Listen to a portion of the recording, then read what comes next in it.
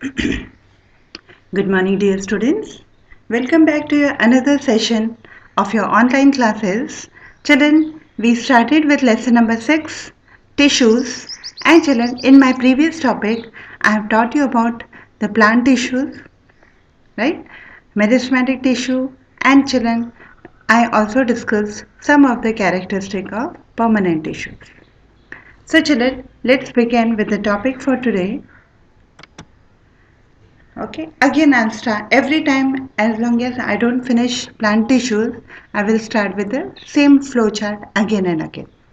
Plant tissues on the basis of the ability to divide or not divide, plant tissues are of two types, meristematic tissue and the permanent tissue. Children, meristematic tissues are those tissue which can be those tissues which undergo cell division. Based on their location, I told you that they are of three types, apical, lateral and intercalary. This we have studied. Now children, our topic for today is permanent tissue. Now what are permanent tissue? Permanent tissue, as the name itself suggests, that they remain permanent. They do not show much changes in them. And these cells, they do not undergo the process of cell division. The newly formed meristematic tissue, they undergo a process known as differentiation, and based on the location, the different newly formed meristematic tissues are given different functions.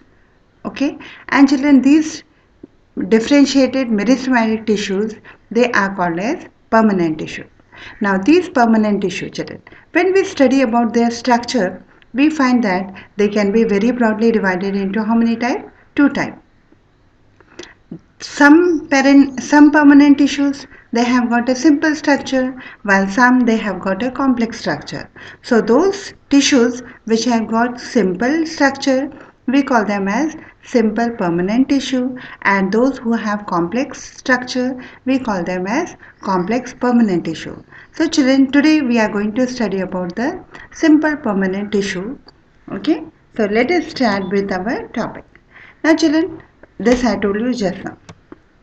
Now, when we study about the simple permanent tissue, we find that again, based on their structure and function, they are broadly divided into three types: parenchyma, collenchyma, and sclerenchyma.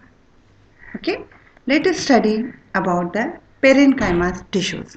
Now, children, look at the diagram itself. Okay, if you remember the correct diagram, you will be automatically able to remember some of the characteristics. And children, for every tissues, try to remember at least 3 to 4 characteristics if you are not able to understand or you are not able to learn all the characteristics that I am telling. For every tissue, plant tissue, animal tissue, revise at least 3 to 4 and proper diagram. Okay, and now in this particular lesson, children, whichever diagrams I'll be showing, most of them are there in your textbook and you have to draw them. That is, like today I'm teaching you parenchyma tissue, so you draw the diagram and then later on write the characteristic also. Everything I have included. Now children, look at the parenchyma tissue. Okay, you can see that in between the cells, there are some empty spaces present. These empty spaces are known as intercellular spaces. So first of all, parenchyma cells are not very tightly packed, they are loosely packed cells and they have intercellular spaces present in them. You can see children, most of the cells, they have their spherical in shape. So we call them as isodiametric. However, few of them they change their shape, means some may be oval in shape, some may be polygonal in shape, but overall we call them as isodiametric, means more or less they are spherical and they are almost same in the shape. Now you can see that they are green in color. So whenever any part of the plant is green in color, that means it contains chlorophyll. So these are the tissues that contain chlorophyll.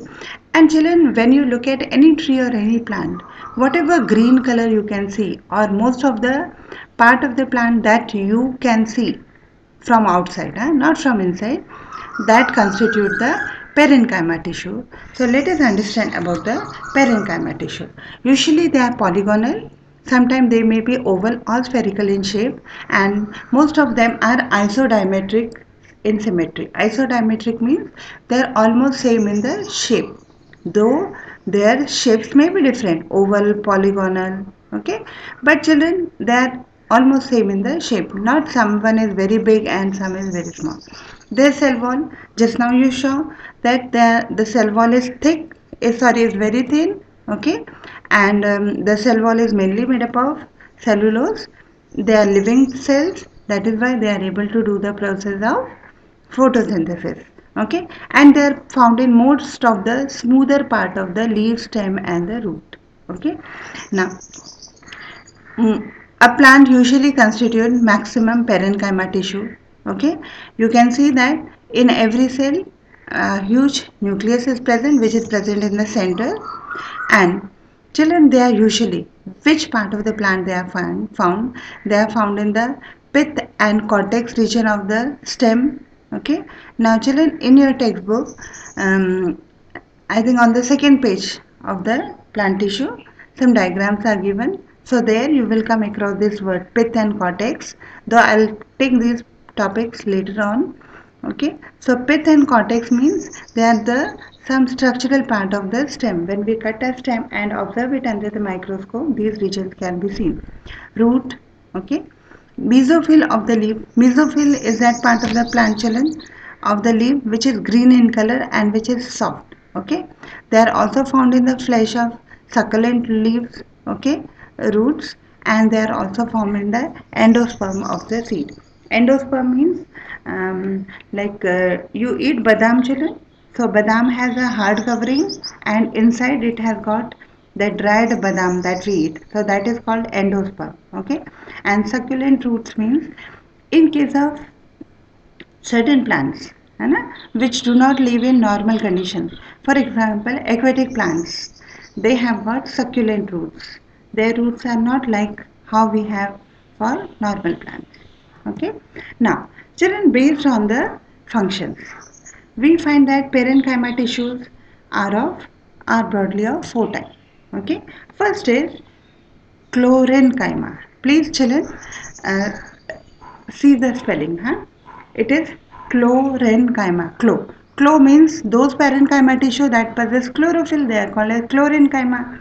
When they possess chlorophyll, that means they do the process of photosynthesis. Aerenchyma. Aeren means air. Okay, those parenchymal tissue in which air is present, they are called as aerenchyma tissue.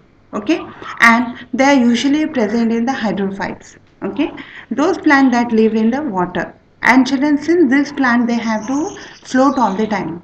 Okay, so that is why they must have some amount of air, because if they remain all the time inside the water, they will get decomposed and they will die.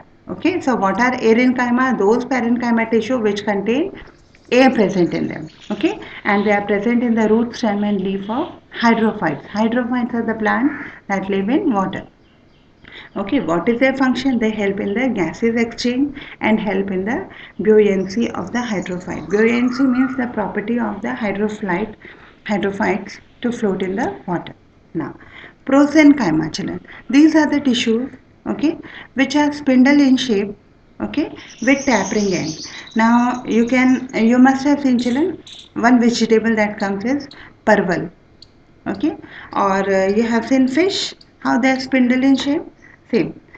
You can also see your eyes, they are spindle in shape, broad from the center and pointed from the end. Okay, its function is to promote rigidity. Now next type is storage parenchyma.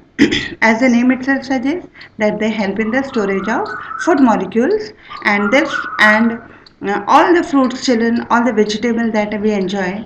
So actually we are eating the storage parenchyma, in which the food is stored in the form of water, mineral, sugar, protein, oil granules, okay, oil droplet, etc. They help in the process of storage of food.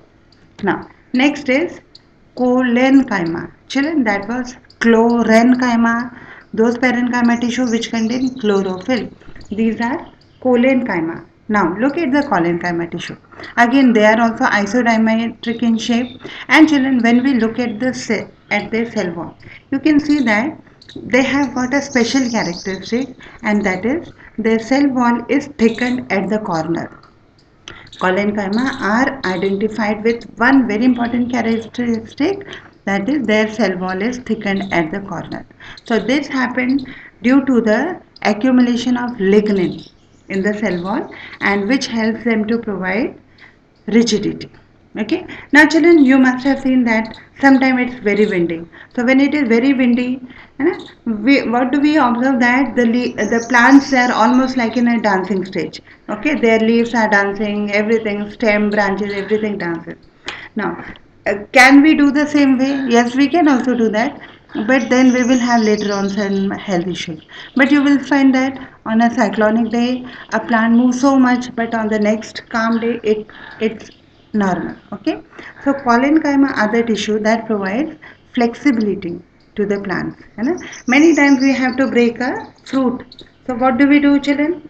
We pull a branch, take that fruit or flower, and then leave the branch. You will find that again it goes back. Can we do the same with you? If somebody pulls your cheek, can it go back? No. Yes, little bit, but like how you pull the branch or stem, if your cheeks are pulled, is it possible? No. So children, collenchyma are the tissues. Okay, they are elongated and with irregularly thickened cell walls. They basically provide support to the leaves and the shoots. Okay, and the cell wall is thickened at the corner due to the accumulation of lignin. Okay, and children, mature tissues are usually dead. Okay, and these lignified walls also make them waterproof and strong.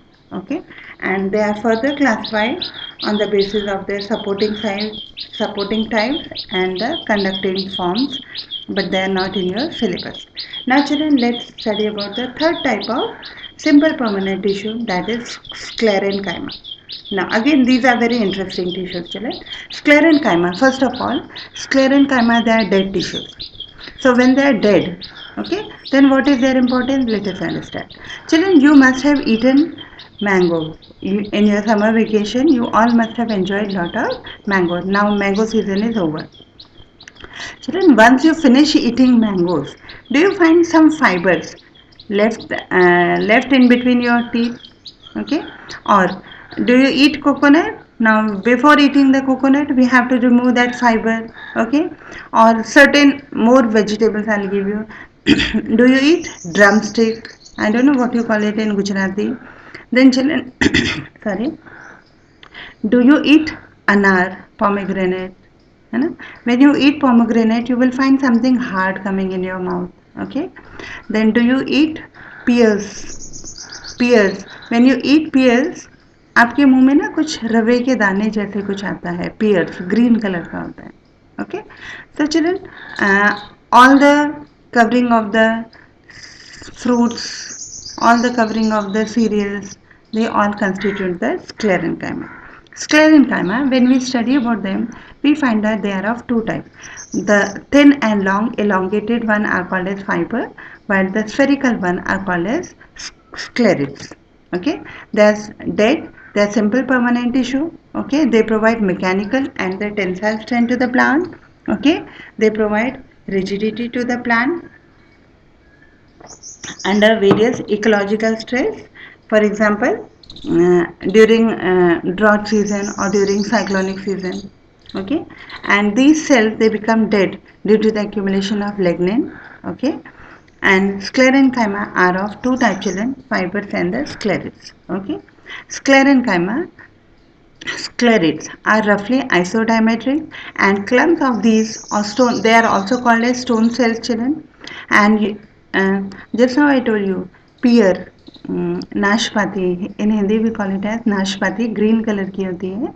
And children, you must have eaten it, and now the season has started, so try it. And once you eat, you will find some granules coming. So they are stone cells, or actually they are the sclerids. Okay, seed spores of many plants, especially the legumes, are made up of sclerids. Okay, मटर आप खाते हैं ना, green colour की मटर, है ना, green peas. So we have to peel them. And same way groundnut, when you open, it has got a hard covering. So they are all made up of sclerids. Sclerid also form the dense layer of the coconut. Coconut green also, that green covering is actually sclerid. और अगर white वाला जब हम खाते हैं, that is also sclerid. Okay, they are also found in water lily, and which helps them to stand under the waves and the water current. Okay, now children, the next are the, now these are the example, this is the stone cells, and these are the some of the dry fruits that we eat in our day-to-day life. Now fibers. Fibers, as the name itself suggests, that they are long and elongated. They are thick-walled.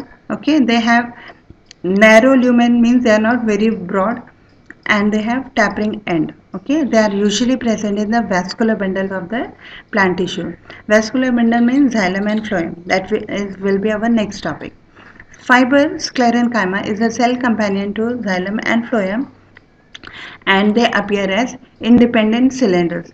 Whenever you, next time, any time children, you will break any branch or tree, okay, take a small part of a very thin branch and break it. When you break it, you will find some fibers coming out. Okay, cotton fibers also you must have seen, they are all fibers. Okay, uh, they provide flexibility. Okay, they also help in storage and reservoirs of starch and oil droplets. Okay, and they protect the inner tissues. Okay, and the surface, you must have seen children, certain seeds are there, especially during the summers. They have got hairy like structure, and they keep on moving with the wind, so they are also fibers. And these are the fiber which supports our textile industries, rope and the strings. Okay, so children, here you can see a man cutting this banana tree, banana plant, sorry. So banana plant also contain a lot of fiber. So children, this is what we studied today. The three basic type of plant tissue. And which plant tissue children? Simple permanent tissue, parenchyma, collenchyma and the sclerenchyma. I hope you must have understood the concept that I wanted to teach you today. And please do write the notes in your notebook children, and please try to draw most of the diagram, not the pictures. Okay children, this is a diagram, है ना? And this is the picture. So you have to draw all the diagram that I'll be showing in this particular lesson. Please go through the content and revise yourself. If in case you don't understand anything, do give me a feedback. Okay, thank you children, God bless you, take care of yourself.